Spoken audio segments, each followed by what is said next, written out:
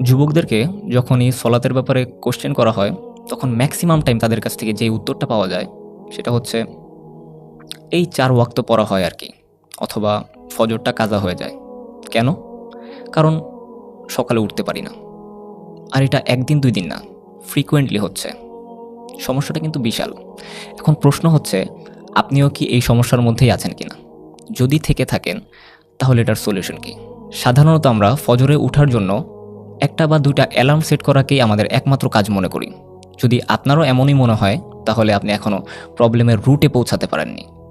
কারণ ফজরের সলাতে উঠার মূল রহস্য হচ্ছে রাতে তাড়াতাড়ি ঘুমানো।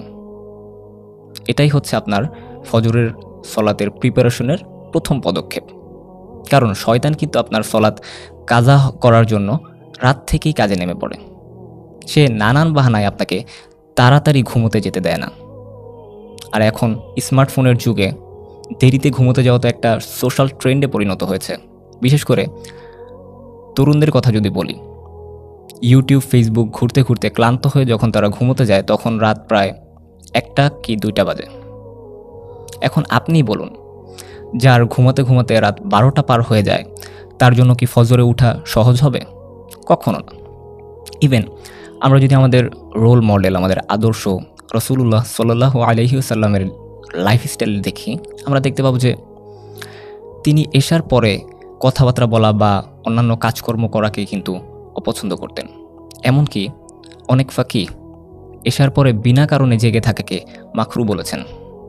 তাই সত্যিই যদি আপনি ফজরের সলাত পড়তে চান, দৃঢ় প্রতিজ্ঞ হন, সেক্ষেত্রে আপনাকে অবশ্যই 10টার মধ্যেই ঘুমিয়ে পড়তে হবে। এবং অবশ্যই ঘুমানোর সময় সাথে আপনি স্মার্টফোন নিতে পারবেন না। কারণ আপনি যদি ঘুমানোর আগে স্মার্টফোন ইউজ করেন সেক্ষেত্রে আপনার ঘুমে সমস্যা হবে। স্মার্টফোনের স্ক্রিন থেকে একটা নীল আলো বিচ্ছুরিত হয়, যেটাকে আমরা ব্লু রে নামে চিনি। এই ব্লু রে আমাদের ব্রেন থেকে মেলাটোনিন হরমোন নিঃসরণে বাধা দেয়। আমাদের ঘুম আসার জন্য এই মেলাটোনিন হরমোন দায়ী।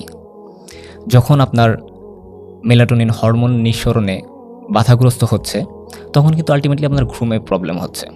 তাই আপনার ঘুমানোর সময় অবশ্যই স্মার্টফোন নিজের কাছ থেকে বা শোয়ার স্থান থেকে দূরে রাখুন। এরপরে আরেকটা ইফেক্টিভ উপায় হচ্ছে একটা অ্যালার্ম সেট করুন, এবং ফোন আপনার কাছ থেকে দূরে থাকায় আলটিমেটলি ঘুমের মধ্যেই আপনি কিন্তু অ্যালার্ম অফ করে আবার ঘুমিয়ে পড়তে পারছেন না। আপনাকে অ্যালার্ম বন্ধ করতে হলে কয়েক কদম হেঁটে তারপর অ্যালার্ম বন্ধ করতে হচ্ছে। এতে করে আপনার ঘুমের ভাব অনেকটাই কেটে যাবে ইনশাআল্লাহ। সর্বশেষ যেই পয়েন্টটা বলবো সেটা হচ্ছে নিয়মিত ফজরের সলাত আদায় করে এমন একজনের সহযোগিতা নেওয়া।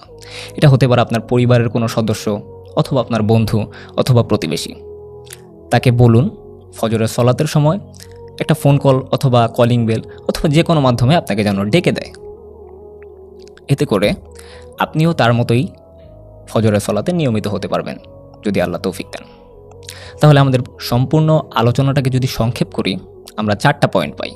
প্রথম পয়েন্ট হচ্ছে এশার পরপরই ঘুমানোর প্রস্তুতি নেওয়া এবং রাত 10টার মধ্যেই ঘুমিয়ে পড়ার চেষ্টা করা।